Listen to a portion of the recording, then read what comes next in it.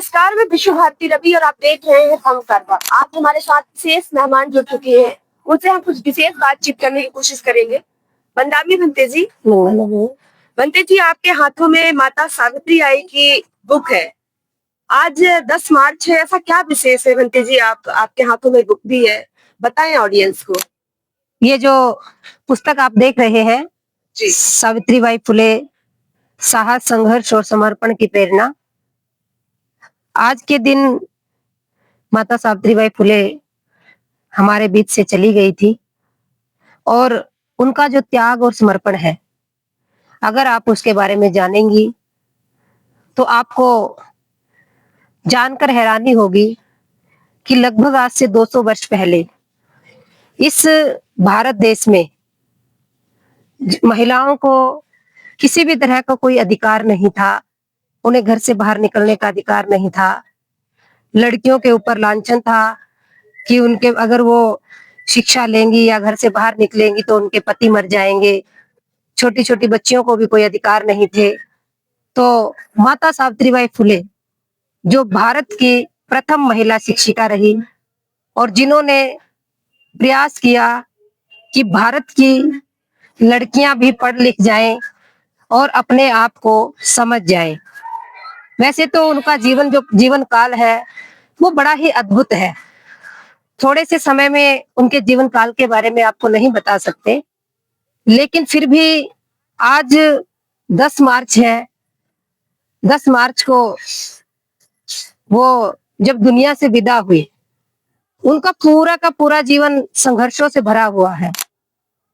खेत में नीम के पेड़ की टहनी से कलम बनाने से लेकर के और अंतिम दिनों में जब ज्योतिबा फुले नहीं रहते हैं, वो माता सावित्रीबाई फुले से पहले ही दुनिया से चले जाते हैं, उनके बाद तक प्लेग की बीमारी तक का उनका जो सफर है, क्योंकि जब माता सावित्रीबाई फुले ज्योतिबा फुले के जाने के बाद में संघर्ष और साहस से लड़ रही थी, तभी एक बीमारी, प्लेग की बीमारी फैल गई थी। और जिस समय में अछूतों को वैसे ही लोग नहीं छूते थे और उस समय में ऐसी बीमारी फैल जाना तो दूसरे लोग तो वैसे ही नफरत करते थे। माता सावित्रीबाई फुले ने, वैसे तो उस समय माता सावित्रीबाई फुले की उम्र 70 वर्ष के आसपास हो गई थी, लेकिन फिर भी माता सावित्रीबाई फुले ने वहां पर बहुत सारे लोगों की सेवा की। बहुत सारे लोगों को दवाई देना, उनको औषधि देना, उनकी सेवा करना, माता सावित्रीबाई फुले ने लगातार ये कार्य किया। और माता सावित्रीबाई फुले प्लेग की बीमारी से ग्रसित होकर 10 मार्च के दिन, आज का दिन, माता सावित्रीबाई फुले हमारे बीच में नहीं रही थी। इतनी महान वीरांगना जिन्होंने अपने जीवन भर लोगों की सेवा की, समाज की सेवा की, समाज में ऐसे ऐसे कार्य किए जो लोग करने से भी डरते थे। आज भी महिलाएं डरती हैं शमशान में जाने से, लेकिन उस समय में, आज से 200 साल पहले की अगर हम बात करें, माता सावित्रीबाई फुले ने अपने जीवन साथी ज्योतिबा फुले का जब देहांत हुआ तो उनको स्वयं उन्होंने मुख अग्नि दी थी और उस परंपरा को तोड़ा था कि महिलाएं तो चिता के पास जा ही नहीं सकती। और या उस समय तो महिलाएं अगर जाती भी थी तो उनको जबरदस्ती जिंदा जला दिया जाता था। जबरदस्ती उनके साथ में कहा जाता था कि इसको भी जीने का कोई अधिकार नहीं है।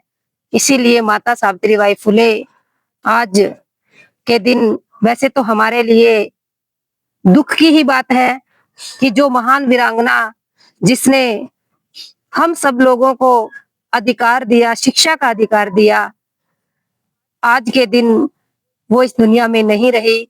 लेकिन कहते हैं कि जो महान लोग होते हैं, जिनके महान विचार होते हैं, वो कभी मरते नहीं हैं, उनकी कभी मृत्यु नहीं होती है, वो अमर रहते हैं।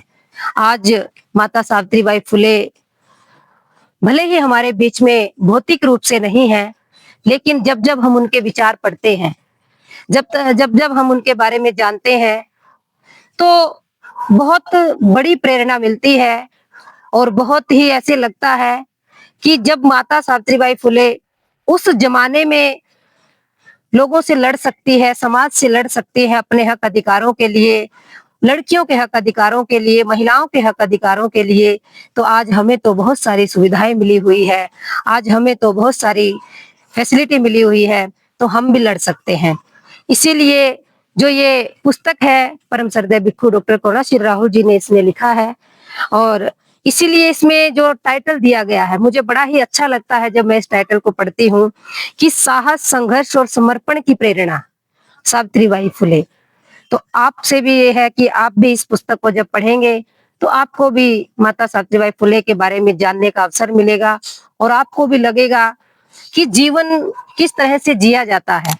हमें इस तरह से जीवन जीना चाहिए कि लोग याद करें, और इस तरह से ही हमें दुनिया से जाना चाहिए। जब हम अपने जन्म और अपनी मृत्यु दोनों को ही समाज के लिए समर्पित कर देते हैं, तो भले ही हम दुनिया से चले जाते हैं, लेकिन समाज उन बातों को, उन जितने भी कार्य हैं, उन कार्यों को याद रखता है और कभी भी मरने नहीं देता है। इसीलिए आज माता सावित्रीबाई फुले, जो भारत की प्रथम महिला शिक्षिका रही, आज वो हमारे बीच में जीवित है। जब तक उनके विचार रहेंगे, वो हमारे बीच में जीवित रहेंगी। आप सभी जितने भी उपासक उपासिकाएं हमें देख पा रहे हैं, हम आप सब लोगों को बस यही कहना चाहते हैं कि अपनी बच्चियों को आप माता सावित्रीबाई फुले की जीवनी अवश्य पढ़ाएं, और उनकी पुण्य तिथि पर उन्हें सत सत नमन करे वो सारी महिलाएं। क्योंकि अगर आज माता सावित्रीबाई फुले इतना बड़ा त्याग ना करती तो शायद मेरे हाथ में भी ये पुस्तक ना होती। क्यों? क्योंकि महिलाओं को तो पढ़ने का अधिकार ही नहीं था। इसीलिए माता सावित्रीबाई फुले की पुण्य तिथि पर मैं पुनः उन्हें सत सत नमन करती हूँ, उनके चरणों में वंदन करती हूँ, उनके त्याग को नमन करती हूँ, उनके साहस को नमन करती हूँ कि माता सावित्रीबाई फुले का हमारे जीवन पर बहुत बड़े उपकार हैं। सत सत नमन माता सावित्रीबाई फुले।